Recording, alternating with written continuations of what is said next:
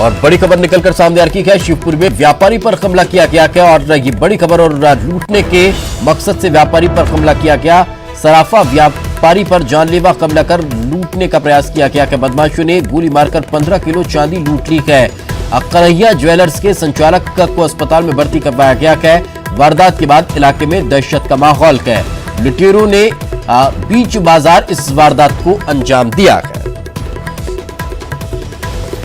बड़ी खबर हम आपको बता रखेंगे। और व्यापारी से लूट का काम किया गया है। बताया ये जो रहा है कि व्यापारी को लूटने की नीयत से यहां पर फायरिंग की गई और 15 किलो चांदी व्यापारी से बदमाश लूटकर फरार हो गए हैं। सराफा व्यापारी पर जानलेवा हमला कर उन्हें लूटा गया है। वारदात के बाद से इलाके में दहशत का माहौल है। लॉकडाउन की तैयारी कर रहा था। तीन बदमाश थे, एक जिसमें से एक गाड़ी से उतर के आया, दो गाड़ी में बैठ हुए थे। जो गाड़ी में बैठ हुए थे उनकी मेरी तरफ पीठ थी, और तीसरा बदमाश जो आया तो मेरे पास उसने फायर, पहले उसने बैग छीना मेरा बैग, मैंने विरोध किया तो उसने एक फायर किया जो मेरे पैर में लगा। जब वो बैग छीना लगा मैंने दोबारा विरोध किया तो उसने दूसरा फायर किया जिसके छर्रे मेरे राइट पैर में लगे, मेरे सीधे वाले पैर में। और जब मेरे बगल वाले दुकानदार ने उसको रोकने की कोशिश की, जिसका नाम है प्रमोद, तो तीसरा फायर किया जो उसके कटपटी के बगल से उठ के निकल गया था। तीसरा फायर भी, और मेरे दोनों बैग चले गए जिसमें करीब 15 किलो चांदी का माल और 200 ग्राम के लगभग सोने का माल है। और भोपाल से एक और बड़ी खबर मिल रही है, वो हम आपको बता देते हैं कि क्या सिर्फ औपचारिकता करने गई थी बीजेपी। प्रहलाद लोधी पर ज्ञापन पॉलिटिक्स अब देखने को मिल रही है। बिना ज्ञापन राज्यपाल से बीजेपी के नेता मिलने पहुंचे थे। कांग्रेस ने बीजेपी नेताओं के कदम को सियासी नौटंकी करार दिया है।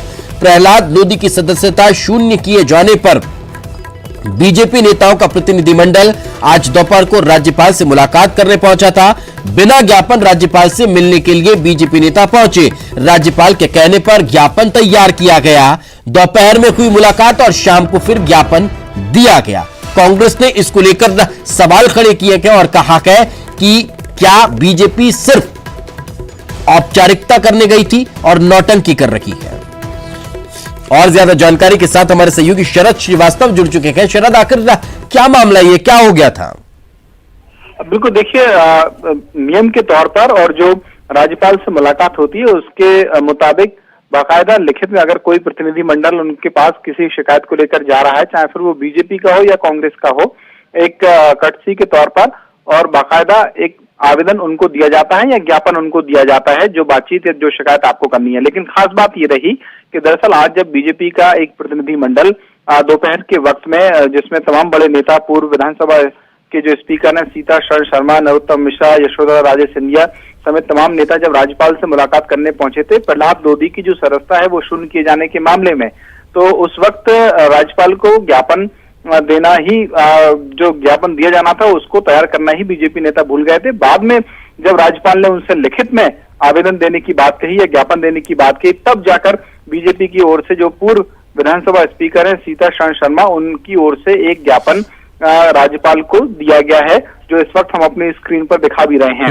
इसी को लेकर अब कांग्रेस ने बीजेपी पर निशाना साधा है और कहा है कि दरअसल बीजेपी इस मामले पर सियासी नौटंकी कर रही है और उनको मालूम है कि कानूनी प्रावधान के तहत ही जो सदस्यता है उसको शून्य किया गया है। लेकिन बीजेपी के नेता सिर्फ और सिर्फ अपना चेहरा चमकाने के लिए, अपनी राजनीति चमकाने के लिए इस तरीके के कदम उठा रहे हैं जिसमें वो राज्यपाल को ज्ञापन तक नहीं देते हैं और मुलाकात करने प्रतिनिधिमंडल के साथ पहुंच जाते हैं। बिल्कुल, चलिए बहुत बहुत शुक्रिया शरद इस तमाम जानकारी के लिए। यानी कि सीधे तौर पर कांग्रेस से आप कहीं ना कहीं सियासी नौटंकी करार दे रखी है, तो जल्दबाजी के चक्कर में बीजेपी नेता ये ज्ञापन लेकर पहुंचना की भूल गए।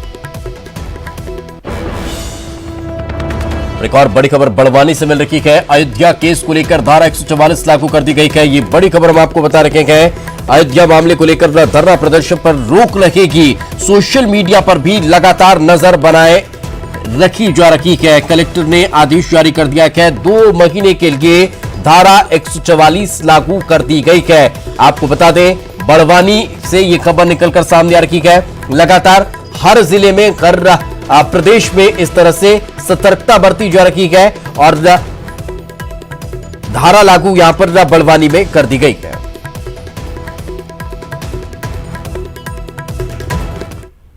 चलिए रुकेंगे।